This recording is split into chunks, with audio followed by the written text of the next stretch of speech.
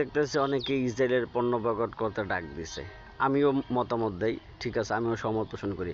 কিন্তু কথা হইতেছে যে ইসরায়েলের পণ্য কোনটা চিনেন? হ্যাঁ, এই যে মোবাইল চালাইতেছে এটা ইসরায়েলকে পণ্য। এই যে ফেসবুক ইন্টারনেট এটা এরা বানাইছে। এই যে ফ্রিজে ঠান্ডা পানিকে ফ্রিজ এরা বানাইছে। এসির তলে ঘুমান ঠান্ডা হেরা বানাইছে।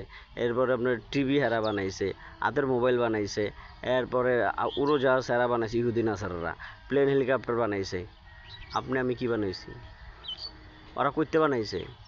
ওরা আমাদের কোরআন কিতাব গাইডটা বানাইছে। আমরা কি বানাইছি? আমরা তো নিজেরাই ঠিক নেই। কি বয়কট করবেন আপনি? আপনি বয়কট করেন, তাই সেন বুঝুন আপনি ইমানদার। আপনি যদি বয়কট করতে পারবেন, এটা ছাড়া আপনি চলতে পারবেন না। কি?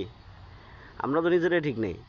আমরা একজনে বা হাত বান্ধি বুকের উপরে আরেকজনে কইব না, নিচে বাঁধতে হইব নাবির নিচে, আরেকজনে নাবির নিচে না নাবির উপর বাঁধতে হইব। কি? আমগো নিজের ভিত্তিতে আমিন জোরে কমুন আসতে কম এডি লই তো কামড়া কামড়ি।